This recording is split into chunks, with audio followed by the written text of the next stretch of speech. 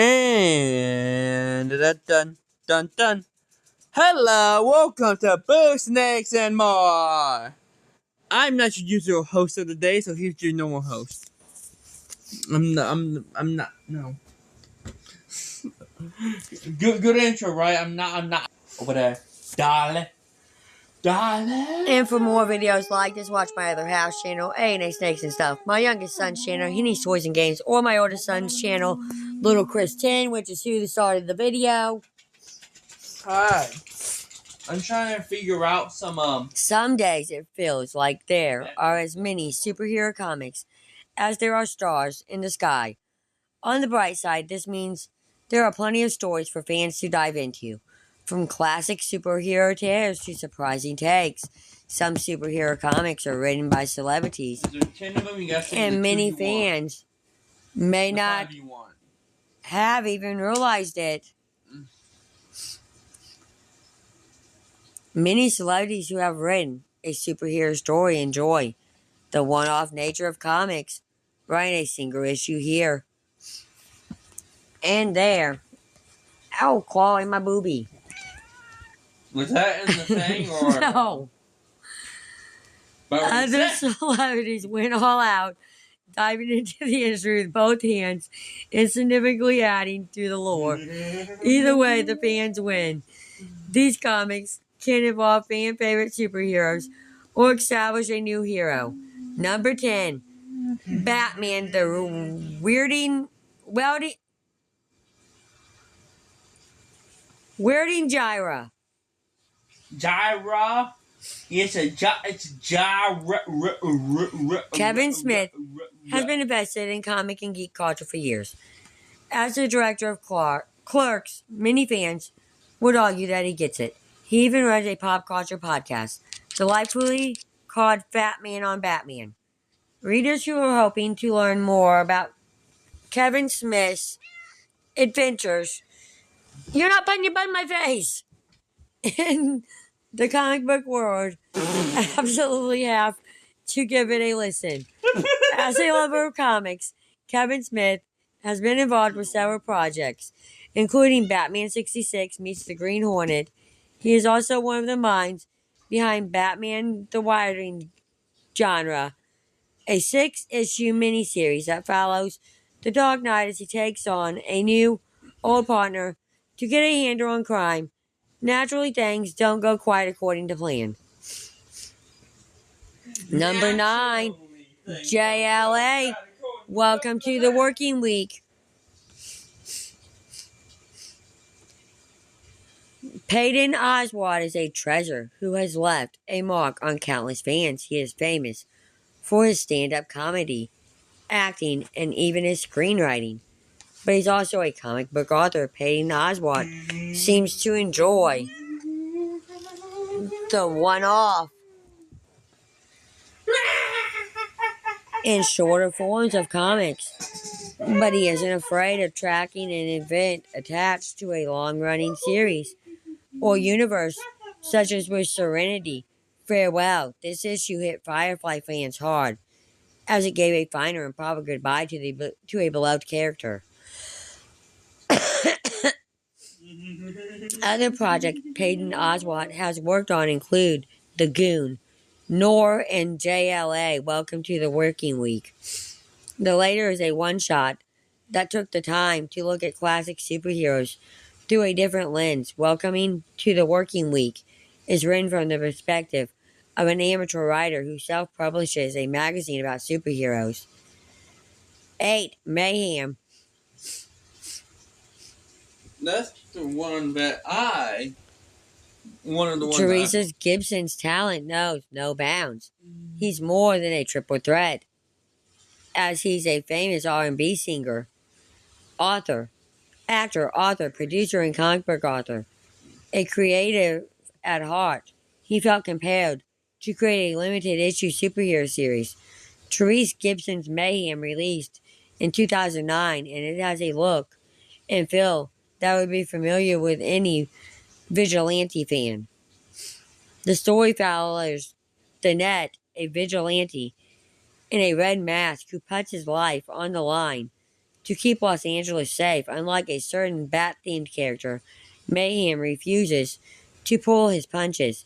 He doesn't have the luxury of doing so, as the stakes have been clear from the beginning.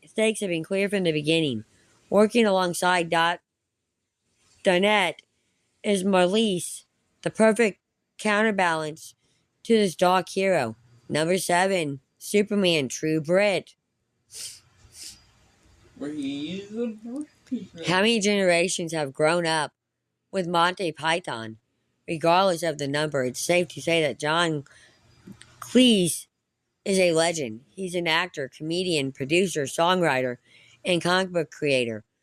The later may be a bit of a surprise for fans until they see what he created. John Cleese agreed to team up with DC Comics to try a new take on one of the most famous superheroes of all time. In the case of name, didn't give it away.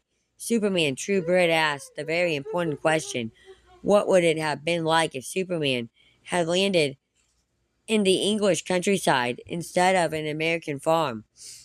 The one-shot comic is as humorous as it is creative, which is to say it's overflowing at the seams. Hey, nerd fact time. This is the only Superman comic where he didn't land in the U.S. There was, I believe, one where he landed in Germany, and one where he landed in Russia. I believe it was, and if you're looking for one of them, look up Superman Red Sun, which I think is the Russian Superman, maybe the German, I don't know which one. Number 6, The Black Pearl. Calling Mark Hamill famous film. Nerd fact time. Mark Hamill, very, very famous person here. Okay. Mom would know one of his roles she does. Not the first two I'm going to say, though. Not only was he Luke Skywalker in Star Wars, she knows him, but not the role of Star. She knows that role, about that character. He was also the Flash villain, the Trickster, on the 1990s Flash TV show, and he came back to play the Trickster on the Flash CW show. But he is most known for playing this specific character, the Joker, from Batman the Animated Series and the Batman Arkham games. Aside from Arkham Origins, since there was just younger people playing them. Like an understatement, Hammer's creative works have solidified his presence in many fandoms, from Star Wars to Batman, while Mark Hamill is arguably best known for acting on screen. And as a voice actor, he's also a writer. In 1996, he penned The Black Pearl, which was originally intended to be a script, but later converted into a 5-issue comic series. The Black Pearl follows Luther Drake, a vigilante with a dark past. The series is unique even among the superhero crowd, as it's more of a crime thriller, focusing more on the sensationalist stereotypes of media. In other words, why it portrays a vigilante's life, it feels less like a superhero story than a one-night expect. Number 5, MOM, Mother of Madness. Mom.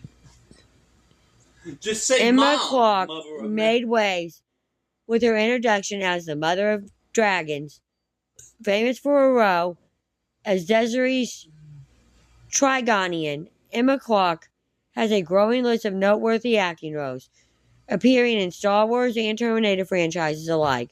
She also tackled her own mini-comic series, iconically named MOM, Mother of Madness, co-written by Margarita Bennett.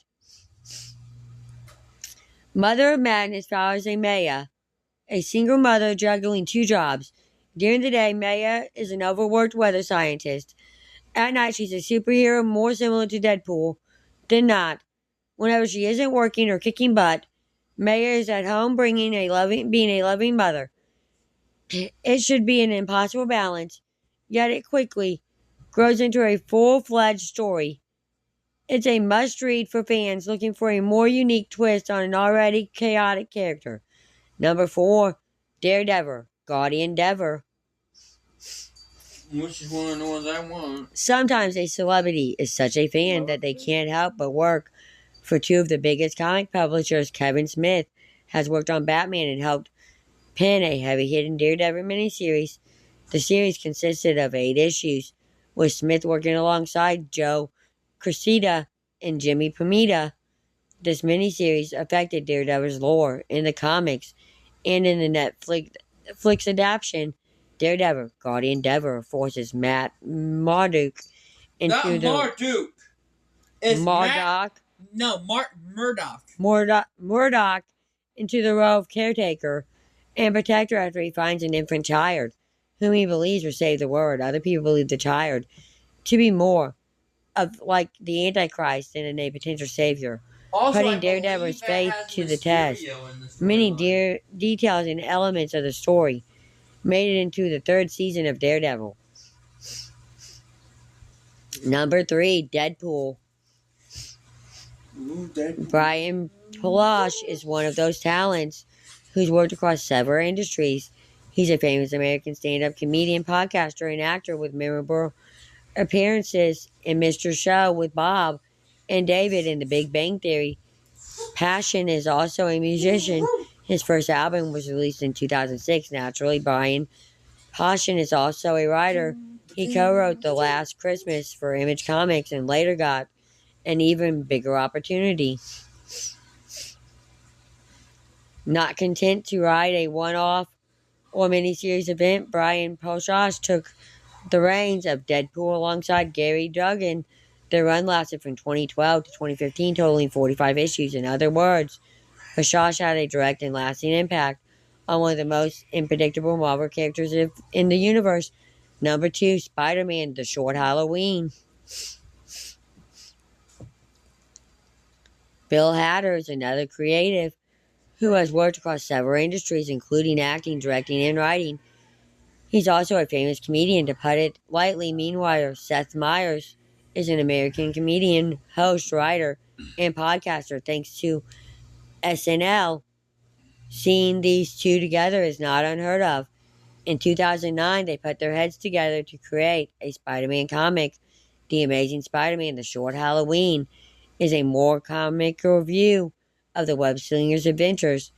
A shabbier version temporarily replaces the hero, borrowing the suit in the process. All the ensuing mayhem occurs while the real Spider-Man is unconscious following a Halloween party. For those wondering why the title sounds familiar, the comic is clearly having a little bit of fun with Batman's The Long Halloween. And number 1, you're going to be surprised. Number 1, The Umbrella Academy. Which she wants this series, so she's going to be surprised who made it.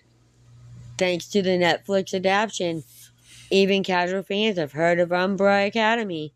However, people may be surprised to learn about the mind behind the series. Gerard Way is a famous and talented musician, perhaps best known for being the frontman for My Chemical Romance. Are you surprised? Yeah, a rock musician. While Gerard Way has continued his musical career, he's also became known in another industry as a writer. Gerard Way has touched on dozens of comics over the years, then we're going to do another part of that video. from funding DC Comics' Young Animal imprint to series like The True Lies of the Fabulous Killjoys and The Umbrella Academy. And the series follows a family of orphans who were collected due to their superpowers in the natural disasters, drama, and chaos that followed. The series was a hit and eventually led to the Netflix adaptation. Okay, we're going to go, since there's 10, we're going to go over the 5 we want, okay? So You can go over them. No. There's only like 1 or 2 I actually want. 5.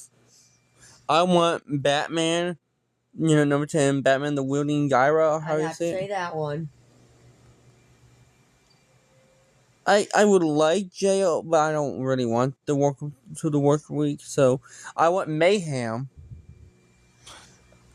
It sounds cool from what you said. I mean, I have them all written down on my birthday list. out of curiosity, I gotta go down because I want the Black Pearl just to know what it's about, since Mark Hamill is a very good actor, so it's a good writer. This is probably the other one you want, aside from. I want Mom, Mother of The Black Madness. Pearl didn't sound that bad either, bud. I want Mom, Mother of That Madness. one, yes. I want to actually have two honorable mentions. So honorable mentions are Daredevil, Guardian Devil, I actually wanted that one. and Spider-Man Short Halloween. I wanted that one. Because my last and final fifth one I want is The Umbrella Yeah. Academy. Same here. And thank you for watching this video, and peace out to the next one. Bye-bye!